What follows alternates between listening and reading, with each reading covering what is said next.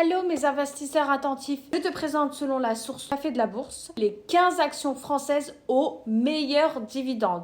Avant de te donner la liste, laisse-moi t'expliquer ce qu'est un dividende. Supposons que tu achètes une poule. Cette poule, elle va pondre régulièrement des œufs. Jusque-là, on est d'accord. Dans cette analogie, la poule va représenter ton investissement initial dans cette entreprise-là.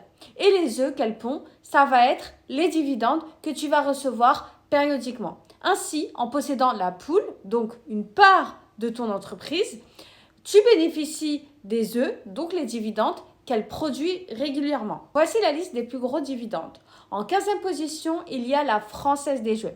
La Française des Jeux FDJ, créée en 1976, est l'opérateur national des jeux de loterie et de paris sportifs en France. Elle propose des jeux tels que le loto, l'euro-million et des jeux de grattage comme illico. En 2023, la FDJ a réalisé un chiffre d'affaires de 2,6 milliards d'euros avec plus de 27 millions de joueurs en France. En 2024, elle a acquis Kindred, propriétaire d'Unibet, pour près de 2,5 millions d'euros, renforçant ainsi sa position sur les marchés européens des paris en ligne.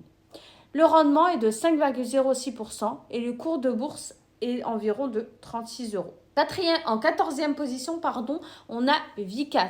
Je ne sais pas si je le prononce correctement, mais bref. Vicat est un groupe cimentier français fondé en 1853, présent dans 12 pays et employant plus de 9 900 personnes. Il produit du ciment, des granulats et du béton prêt à l'emploi. En 2024, le groupe a réalisé un chiffre d'affaires consolidé de plus de 2,8 milliards d'euros, dont 66% à l'international. Le rendement est de 5,40% et le cours de bourse est environ de 38 euros. En 13e position, on a AXA. AXA est un groupe d'assurance mondiale fondé en 1985, présent dans 51 pays avec 147 000 collaborateurs, offrant des services en assurance dommages, vie, épargne, retraite, santé et gestion d'actifs. En 2024, AXA a annoncé la vente de sa filiale AXA Investment Manager à BNP Paribas pour 5,1 milliards d'euros, visant à recentrer ses activités et à renforcer les retours aux actionnaires. Le rendement est de 5,6% et le cours de bourse est environ 36 euros. En 12e position, on a Clépierre. Clépierre est une société d'investissement immobilier cotée, SIIC, française, fondée en 1990, spécialisée dans la propriété, la gestion et le développement des centres commerciaux à travers l'Europe continentale. Elle possède et gère plus de 70 centres commerciaux dans une dizaine de pays, accueillant chaque année plus de 750 millions de visiteurs. En 2015, Clépierre a renforcé sa position en acquérant la société néerlandaise Corio, ajoutant ainsi un portefeuille de centres commerciaux stratégiquement situés aux Pays-Bas, en France, en Italie, en Allemagne, en Espagne et en Turquie. Le rendement est de 5,97% et le cours de bourse est environ 29 euros. Avant de passer à la suite, j'aimerais vous préciser que c'est des sociétés françaises. Je l'ai déjà précisé, mais je le reprécise. Pourquoi ? Parce que si vous souhaitez acquérir une société française, n'oubliez pas que vous pouvez le faire via un PEA, un plan d'épargne action, qui vous permet donc au bout de 5 ans de ne plus avoir d'impôt dessus. 11e position, on a Amundi. Amundi est le plus grand gestionnaire d'actifs européen et l'un des 10 premiers mondiaux avec 2,19 trillions d'euros d'actifs sous gestion en 2024. Elle propose une gamme complète de solutions d'investissement pour 100 millions de clients, incluant des fonds communs de placement, des ETF et des fonds indiciels. Récemment, Amundi a acquis la société de logiciels financiers allemande Exigo, je ne sais pas comment ça se prononce, Exigo, je sais pas trop, pour 149 millions d'euros, renforçant ainsi sa division Amundi Technologies. On a un rendement de 5,97% et le cours de la bourse est environ de 29 euros. En 10e, on a Altarea. Altarea est un promoteur immobilier français fondé en 1994 par Alain Taravella, spécialisé dans le développement et l'investissement immobilier, notamment dans les centres commerciaux. En 2023, Altarea a réalisé un chiffre d'affaires de 2,712 milliards d'euros avec un portefeuille de projets estimé à 14 milliards d'euros. Le groupe est dirigé par Alain Taravella, président et fondateur, et Christian de Gournay, président du conseil de surveillance Altarea Cogedium. Le rendement est de 6,30% et le cours de la bourse est environ de 96%. En 9e position, on a Covivio. Covivio est une société immobilière européenne fondée en 1998, spécialisée dans l'investissement, le développement et la gestion d'actifs immobiliers. Son portefeuille est évalué à 24,8 milliards d'euros. En 2018, la société a changé de nom, passant de Foncière de Région à Covivio, afin de refléter son identité européenne unifiée. Le rendement est de 6,65% et le cours de bourse est d'environ 50 euros. Le 8e, c'est toujours Covivio, mais cette fois-ci pour l'hôtellerie Covivio. Covivio est un acteur majeur de l'immobilier en Europe avec un portefeuille de 311 hôtels répartis dans 12 pays, d'une valeur de 6,4 milliards d'euros à fin 2023.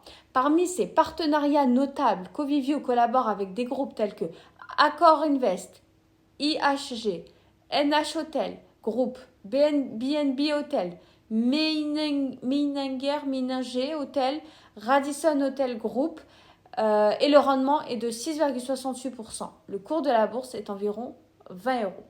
En 7e position, il y a Carmila. Carmila est une société immobilière européenne, beaucoup de sociétés immobilières dans cette liste, spécialisée dans le développement de la gestion des centres commerciaux. Elle est née en 2014 de la fusion des actifs immobiliers de Carrefour Property et de Carmila, une société créée par Carrefour et Klépierre. Aujourd'hui, Carmila est l'un des principaux acteurs du secteur avec un portefeuille de plus de 265. 5e position, il y a TF1. TF1, c'est la première chaîne de télévision généraliste française fondée en 1975. Elle propose une programmation variée incluant des informations, des divertissements, des séries et des films. En 2023, TF1 a consolidé sa position de leader avec une part de marché moyenne de 24%. Un rendement de 7,44% à peu près et le cours de bourse est d'environ 8 euros. En 4e position, il y a Crédit Agricole. Le Crédit Agricole est une banque française de premier plan fondée en 1894 qui propose une gamme complète de services financiers incluant comptes bancaires, assurances et solutions d'épargne et de crédit. Avec un réseau étendu de caisses régionales, il est le premier groupe bancaire français en termes de part de marché. Le rendement est de 7,51% et le cours de bourse est environ de 14 euros. En 3e position, on a Coface. C'est une entreprise française spécialisée dans l'assurance crédit, l'information commerciale, le recouvrement de créances et le factoring. Fondée en 1946, elle opère dans environ 200 pays et emploie environ 5200 personnes. Le rendement est à peu près de 8,55% et le cours de bourse est environ de 16 euros. En 2e position, il y a Engie. Engie est une entreprise multinationale française spécialisée dans le secteur de l'énergie, notamment la production et la distribution d'électricité et de gaz naturel, ainsi que les énergies renouvelables. Elle est également impliquée dans des activités telles que la gestion de l'énergie, les services aux collectivités et l'efficacité énergétique. Le groupe est présent dans 31 pays et emploie environ 96 000 personnes. Le rendement est de 8,89% et le cours de bourse est environ 17 euros. Vous voyez, il y a plein d'actions quand même à prix accessible, hein. Donc le premier de la liste en position, c'est Talin Esso. Esso est une marque de carburant et de services pétroliers appartenant à ExxonMobil, l'une des plus grandes entreprises pétrolières et gazières au monde. En France, Esso exploite un réseau de stations-service offrant des carburants, des lubrifiants et divers services aux automobilistes. Le rendement est à peu près de 12,76% et le cours de la bourse est environ de 118 euros. Donc voilà la liste des 15 actions. Ça ne veut pas dire qu'il faut absolument les acheter. Analysez-les d'abord. Mais en tout cas, ça vous donne au moins une petite idée des entreprises qui sont plutôt généreuses en termes de dividendes. Je te dis abonne-toi et à très vite dans une nouvelle vidéo.